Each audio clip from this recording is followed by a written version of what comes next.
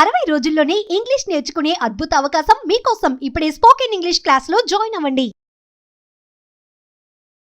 Welcome to Suman TV. నేను మీ Suman TV. నాకు ప్రవీణ్ పగడాల గారు పాస్టర్గా తన పేరు సంపాదించుకున్నారు అని చెప్పి చెప్పడంలో ఏమాత్రం సందేహం లేదు. ఎందుకంటే ఇవాళ చాలామంది కూడా ఆయన మరణానికి సంబంధించినటువంటి వాటిలో భిన్నాభిప్రాయాలు వ్యక్తపరుస్తూ ఉన్నారు. అయితే కొంతమంది అసలు ఇంత పెద్ద పర్సనాలిటీయా అనుకో కూడా ట్విట్టర్లో అతనికి సంబంధించినటువంటి రకరకాల కథనాలు అయితే చూస్తూ ఉన్నాం మనం.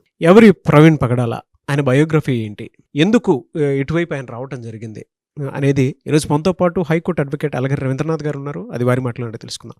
Hello sir. హాయ్ అండి నాగరాజ్ గారు. పాస్టర్ ప్రవీణ్ పగడాల గారు, వాళ్ళ ఆయన మరణం అయితే సెన్సేషన్ అని చెప్పడంలో ఏమాత్రం సందేహం లేదండి. ఎందుకంటే అటువైపు నుంచి తెలుగు రాష్ట్రాల్లో గవర్నమెంట్ కూడా స్పందించడం జరిగింది. అటువైపుగా చూసుకుంటే కూడా పోలీస్ డిపార్ట్మెంట్ వారు కూడా స్పందించి పోస్ట్ మార్టం రిపోర్ట్కి సంబంధించింది కొన్ని కీలక విషయాలు వెల్లడించడం కూడా జరిగింది. ఎవరి ప్రవీణ్ పగడాల అండ్ ఆయన గురించి కొంతమంది ఇప్పటికీ తెలియనటువంటి వాళ్ళు ఓహో ఎంత పెద్ద పర్సనాలిటీ అని కూడా మాట్లాడుకుంటూ ఉన్నారు. ప్రవీణ్ పగడాల గారి బయోగ్రఫీ ఏంటి సార్ అసలు? ప్రవీణ్ పగడాల గారు ఈయన గురించి ఒక వివరాలు చాలా తక్కువగా లభిస్తుంటాయి.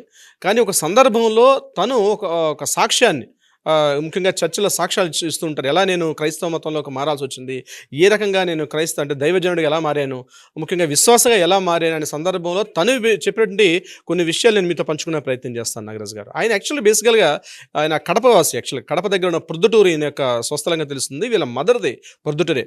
వీళ్ళ నాన్నగారి వీళ్ళ తండ్రి ఎక్కడో తెలియదు. బట్ మనకు తెలిసిన వివరాల ప్రకారం, ఆయన చెప్పిన వివరాల ప్రకారం ఏంటంటే వాళ్ళ ఫాదర్ ముస్లిం, వీళ్ళ మదర్ క్రిస్టియన్. ఈయన ఎడ్యుకేషన్ చిన్నప్పుడంతా కూడా ఈయన కడప ప్రాంతంలో చదువుకోవడం జరిగింది. తర్వాత ఈయనకు ఒక బ్రదర్ కూడా ఉన్నారు. ఆ బ్రదర్ ఒక సందర్భంలో ఏదో చిన్న కొట్లాట జరిగింది. ఆ కొట్లాటలో జరిగిన సంఘటనలో కూడా వాళ్ళ బ్రదర్ని ఎవరైతే కొట్టారో వాళ్ళ మీద ఈయన తిరుగుబాటు చేసి వాళ్ళని కూడా కాస్త గట్టిగా కొట్టి అల్లర్చిల్లరగా తిరుగుతూ రకరకాల వేషాలతో ఈయన ఉండేవాడు ఆ కడప. తర్వాత ఏదో జరిగింది, మళ్ళీ వీళ్ళు హైదరాబాద్ రావడం జరిగింది. హైదరాబాద్ వచ్చేటప్పుడు కూడా వాళ్ళ ఫాదర్ ఉద్యోగం ఇచ్చి అనుకుంటారు. బట్ ఆయన చెప్పిన విషయాల ప్రకారం అయితే వాళ్ళ ఫాదర్ ముస్లిం. వీళ్ళు వచ్చి మన సికింద్రాబాద్ తిరుమలగిరి ప్రాంతంలో వీళ్ళు ఇక్కడ సెటిల్ అయ్యారు. అయితే ఒక దశలో ఈయనకి మొదట్లో క్రిస్టియన్ మీద ఆ యొక్క క్రైస్తవ మత విశ్వాసాల మీద కూడా ఈయనకి పెద్దగా ఇంట్రెస్ట్ ఉండేది కాదని కూడా ఆయన చెప్పడం జరిగింది. అయితే ఒక సందర్భంలో 2006 ఆ ప్రాంతంలో ఒకసారి ఈ బాప్టిస్ట్ చర్చ్ దగ్గర ఒకసారి ఒక చిన్న మీటింగ్ అయితే, ఆ మీటింగ్ సెమినార్కి వెళ్ళిన తర్వాత అక్కడ ఉన్నటువంటి అంటే మొదట్లో చాలా అవిశ్వాసంగా ఉండే హల్లెలూయా అని చెప్పే పదాలు ఏవైతే వాడతారో ముఖ్యంగా క్రైస్తవ జనులు, ఆ పదాల మీద చాలా వ్యతిరేకతగా ఉండేవారు. అయితే ఒక సందర్భంలో ఆ మీటింగ్ అటెండ్ అయిన తర్వాత అక్కడ ఉన్నటువంటి ఆ రోజున పాస్టరు ఒక మత ప్రచార నిమిత్తం మధ్యప్రదేశ్లో ఉన్న ఇండోర్కి వెళ్ళి అక్కడ కాస్త ఒక ప్రచారం చేయమని చెప్పి ఈయనకి చెప్పడం జరిగిందని. ఆ సందర్భంలో నేను మధ్యప్రదేశ్ భోపాల్ దగ్గర ఉన్న ఇండోర్కి వెళ్ళారైనా. ఇండోర్ గురించి తెలియదు, ప్రత్యేకంగా హిందీ కూడా రాదు. అటువంటి సందర్భాల్లో నేను ఇక్కడికి వచ్చేసాను, ఇండోర్ వెళ్ళాను. ఇండోర్ వెళ్ళిన తర్వాత అక్కడ నేను ఈ ప్రచారాన్ని చేసే భాగంలో ఎవరికీ తెలియదు. అటువంటి సందర్భంలో నాకు ఒక పాస్టర్ పరిచయం అయ్యారు. ఆ పాస్టర్తో నేను కొద్దిగా హిందీ నేర్చుకున్నాను. బట్ ఏదో తెలియని ఒక శక్తి వల్ల నేను ఆ రోజు ప్రచారంలో అద్భుతంగా నేను ఒక స్పీచ్ ఇచ్చాను. స్పీచ్ ఇచ్చిన తర్వాత పాస్టర్ గారు కూడా చాలా కన్విన్స్ అయ్యారు. నేను వాళ్ళ ఇంట్లో కొద్ది రోజుల పాటు అక్కడే ఉంటూ ఈ యొక్క క్రైస్తవ మతబోధకుడిగా నేను చాలా యాక్టివిటీస్ పార్టిసిపేట్ చేశాను. తర్వాత నా యొక్క యాక్టివిటీ నచ్చిన తర్వాత ఆ పాస్టర్ గారి యొక్క వాళ్ళ అమ్మాయిని నాకు ఇచ్చి మ్యారేజ్ చేశారు. సో ఈయనకి అక్కడ అంటే వీళ్ళ మిసెస్ నార్త్ ఇండియన్, ఇండోరే.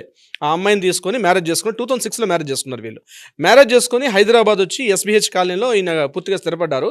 అక్కడ మెల్లగా నన్ను క్రీస్తు యొక్క బోధనలు, క్రీస్తు యొక్క తత్వం, అదేవిధంగా వాళ్ళ యొక్క మత సిద్ధాంతాలను బాగా ఇన్ఫ్లుయెన్స్ చేసి నా జీవితాన్ని కూడా ఈ క్రైస్తవ సువార్త చెప్పడానికి ఇవాంజలిస్ట్గా నేను ఈ యాక్టివిటీస్కి చాలా పార్టిసిపేట్ చేస్తానని చెప్పి పూర్తిగా మతబోధకుడిగా మారాయని కూడా తను చెప్పుకోవడం జరిగింది. తర్వాత ఆయన అక్కడ నుంచి కేవలం ఈ యొక్క మిగిలినటువంటి క్రైస్తవ పాస్టర్స్ ఏం చేస్తారంటే ఈ కేవలం వచ్చినటువంటి ఆదాయం మీద కాకుండా తను ఈ యొక్క క్రైస్తవ మత ప్రచారం నిమిత్తం వచ్చే ఇన్కమ్ మీద కాకుండా ఏదైనా వ్యాపారం చేయాలి, ఏదైనా ఒక వ్యాపార సామ్రాజ్యాన్ని స్థాపిస్తా అని చెప్పి ఆయన ముందుగా ఒక సాఫ్ట్వేర్ కంపెనీ స్టార్ట్ చేశారు. ఆ సాఫ్ట్వేర్ కంపెనీ బాగా సక్సెస్ అయింది. దాన్ని రిలేటెడ్గా మరొక 2-3 సిస్టర్ కంపెనీస్ని కూడా ఓపెన్ చేశారు. ఆ 3 కంపెనీలు కూడా బాగా సక్సెస్ అయింది. సుమారుగా కొన్ని వందల మందిని ఆయన రిక్రూట్ చేసుకున్నారు. కొన్ని వందల మందికి ఆయన జాబ్ ప్రొఫైల్ కూడా ఏర్పాటు చేశారు. ఒకవైపు జాబ్ చేసుకుంటూ మరోవైపు పాస్టర్గా కూడా అనేక చర్చెస్లో కూడా వెళ్ళి ఈయన మాట్లాడడం కూడా జరిగేది. అయితే తన ద్వారా ఏదైతే సాఫ్ట్వేర్ కంపెనీ వచ్చిన ఇన్కమ్ ఏదైతే ఉందో దాన్ని పూర్తిగా తన సులాభాన్ని కాకుండా ఆయన దాంతోపాటు ఇది కొంతవరకు సమాజ సేవకు వాడాలి, ముఖ్యంగా ఈ క్రైస్తవ మత వ్యాప్తి కోసం, క్రైస్తవ విశ్వాసాలకి కాస్త ఉపయోగపడాలి, ఎవరైతే అనాథజనులు ఎవరెవరైతే ఉంటారో వాళ్ళకు కూడా ఉపయోగపడాలని ఆదాయం చెప్తూ ఆయన రాష్ట్ర వ్యాప్తంగా తెలుగు రాష్ట్రాల్లో పూర్తి స్థాయిలో చేయడం కూడా జరిగింది. అయితే మొదట్లో ఆయన చాలా లేనటువంటి స్థాయి నుంచి కంపెనీస్ని పెట్టి వందల కోట్ల రూపాయలు కూడా ఆయన గెయిన్ చేసుకున్నారని కూడా తెలిసింది. అయితే ఇందులో చాలా భాగం వరకు ఏదైతే ఈ వ్యాప్తి కోసం, అదేవిధంగా ఈ విశ్వాసులు ఎక్కడైతే పూర్తిగా లో ప్రొఫైల్ ఉన్నారో వాళ్ళందరూ కూడా తీసుకోవడం కూడా జరిగింది. అయితే ఈయనకు ఒక ఇద్దరు అమ్మాయిలు కూడా పుట్టారు. పెద్ద అమ్మాయి వయసు ఇప్పుడు బహుశా 17 ఏళ్ళు ఉండొచ్చు, చిన్న అమ్మాయి వయసు 4 years అని చెప్తున్నారు మనకు తెలిసిన ఇన్ఫర్మేషన్ ప్రకారం. వీళ్ళు కూడా పూర్తి స్థాయిలో ఈ యొక్క క్రైస్తవ మత బోధనలో, క్రైస్తవ మత ప్రచార వ్యాప్తి కోసం అని చెప్పి, అంటే క్రీస్తు యొక్క తత్వాన్ని, క్రీస్తు యొక్క సువార్తని ప్రచారం చేసే భాగంగా తన యావత్ జీవితాన్ని కూడా చేయడం కూడా జరిగింది. దీనికి సంబంధించి మనకు అందిన ఇన్ఫర్మేషన్ ప్రకారం ఏదేమైనప్పుడు కూడా ఈయన ఎందుకు ఆదర్శంగా నిలిచారంటే, కేవలం మిగిలినటువంటి పాస్టర్స్, నేను ఈ వర్డ్ వాడుతున్నాను, మిగిలిన పాస్టర్స్ ఏంటంటే కేవలం దశం భాగాలు ఆ యొక్క ఇన్కమ్ మీద జీవితాన్ని సాక్రిఫైస్ చేసామని వాటి మీద డిపెండ్ అవ్వకుండా ఈయన తనకంటూ ఒక ఐడెంటిటీ ఏర్పాటు చేసుకున్నారు. ముఖ్యంగా ఒక యూట్యూబ్ ఛానల్ ఓపెన్ చేసి, అదేవిధంగా ఇంటర్నేషనల్ ఒక వెబినార్స్ అంటారు, వాటిలో కూడా పార్టిసిపేట్ చేశారు. దాంతోపాటు కొన్ని బ్లాగర్గా కూడా పనిచేసి ఆ యొక్క బైబిల్ని పూర్తిగా కూలంకుషంగా చదవడం కూడా జరిగింది. ఈయన అనేక డిబేట్స్లో, ముఖ్యంగా క్రైస్తవ బైబిల్కి సంబంధించినటువంటి ఏవైతే వాక్యాలు, ఆ సువార్తలు ఉంటాయో చాలా చర్చాగోష్ఠిలో పార్టిసిపేట్ చేశారు. ముఖ్యంగా ఈ క్రైస్తవ ఛానల్స్ ఏవైతే ఉంటాయో చాలా మందిని డిబేట్ చేస్తూ ఆ యొక్క కంటెంట్ ఏదైతే ఉంటుందో, బైబిల్ కంటెంట్ ఏదైతే ఉంటుందో చాలా డిబేట్స్లో చేశారు. అది అంటే అటు హిందూ మతం కావచ్చు, ముస్లిమ్స్ మతాలు, అంటే వాళ్ళ నుంచి వచ్చే వాళ్ళని అందరినీ కూర్చోబెట్టి కూడా వాళ్ళతో కూడా డిబేట్స్ చేసి చాలా వరకు ఆయన బైబిల్లో కూడా సూక్తుల్ని ప్రచారించాడు. అంటే వెళ్ళే క్రమంలో ఆయన మత వ్యాప్తి, ఆయన ప్రచారంలో భాగంగా ఎవరెవరైతే ఈయనకి వస్తారో వాళ్ళందరితో కూడా డిబేట్ చేసి అన్ని రకాల వర్గాల మీద కూడా ఈయనకు ఒక పట్టు అయితే ఉండేది. అన్ని రకాలు, అంటే ముస్లిం తాలూకు కొంతమంది కూడా, అంటే వీళ్ళ ఫాదర్ ముస్లిం అవడం వల్ల ఈయనకి కొంతమేరకు ఖురాన్ మీద కూడా ఈయనకి పట్టు ఉండేది. అదేవిధంగా హిందీ, ఉర్దూ ఇన్ని భాషల మీద మెల్లమెల్లగా ఈయన పట్టు సాధించారు.